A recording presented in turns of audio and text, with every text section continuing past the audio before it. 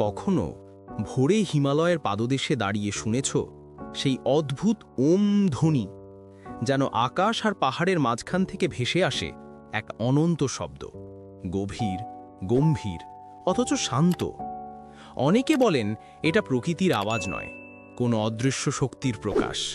আবার কেউ বলেন এটাই সেই শব্দ যা দিয়ে বিশ্ব ব্রহ্মাণ্ডের সূচনা হয়েছিল, ওম। কিন্তু প্রশ্ন হলো, এই রহস্যময় শব্দের পিছনে আসলে কি লুকিয়ে আছে? এটা কি সত্যিই ঈশ্বরের সৃষ্ট ধ্বনি, নাকি বিজ্ঞানের কাছে এর অন্য ব্যাখ্যা আছে?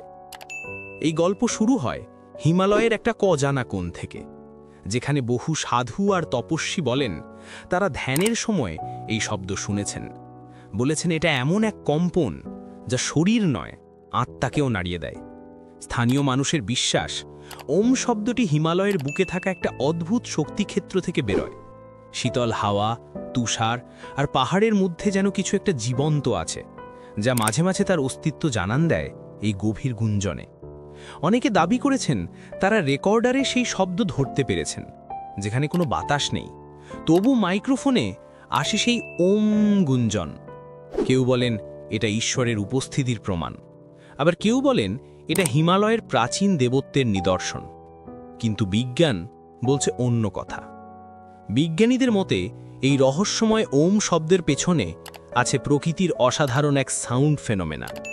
হিমালয়ের পাহাড়ি অঞ্চলে বায়ুর ঘনত্ব অনেক বেশি, আর সেই সাথে রয়েছে বরফে ঢাকা খাড়া দেওয়াল, যেখানে বাতাস চলাচল করলে তৈরি হয় ইনফ্রাসনিক ভাইব্রেশন, যা আমাদের কানে এক গভীর গুঞ্জনের মতো শোনা যায়। এই ইনফ্রাসনিক তরঙ্গের ফ্রিকোয়েন্সি 20 হার্টসের নিচে, যা মানুষ পুরোপুরি শুনতে পারে না, কিন্তু শরীর সেই কম্পন অনুভব করতে পারে। ফলে মনে হয় যেন ওম ধ্বনি ভেতর থেকে বের হচ্ছে। 2013 সালে ভারতের ডিফেন্স রিসার্চ ডেভেলপমেন্ট অর্গানাইজেশন এই নিয়ে গবেষণা করে।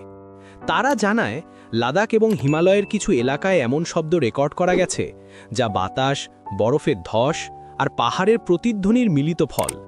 এই শব্দে একটি নিখুঁত অনুপাত তৈরি হয়, যা ওমের মতো শোনায়। অর্থাৎ এটা কোনো অতিপ্রাকৃতিক ঘটনা নয়, বরং প্রকৃতির এক নিখুঁত সঙ্গীত। তবুও রহস্য এখানেই শেষ নয়। অনেক যোগী ও তান্ত্রিক বলেন ওম শুধু শব্দ নয়, এটা এক স্পন্দন। এটা সেই স্পন্দন যা মানুষের মস্তিষ্কের আলফা আর থিটা তরঙ্গে প্রভাব ফেলে, যার ফলে মন শান্ত হয়, ধ্যান গভীর হয়। এই কারণেই বিশ্বজুড়ে মন্ত্র, মেডিটেশন, যোগ সব কিছুর শুরু হয় ওম দিয়ে। বিজ্ঞানও বলে ওম উচ্চারণের সময় শরীরে একটা বিশেষ রেজোনেন্স তৈরি হয়, যা রক্তচাপ কমায়, হৃদস্পন্দন নিয়ন্ত্রণ করে আর মনকে প্রশান্ত করে।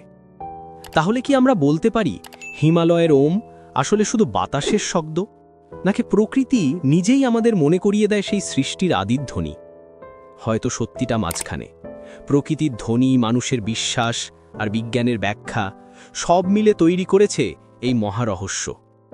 যদি ভালো করে মনোযোগ দিয়ে কখনো সেই ওম শুনে ফেলো, তাহলে বুঝবে এটা শুধু কান দিয়ে শোনা যায় না, এটা অনুভব করতে হয় মনের গভীরে। আর সেই মুহূর্তে বোঝা যায় হিমালয় শুধু পাহাড় নয়, এটা এক জীবন্ত শক্তির প্রতীক।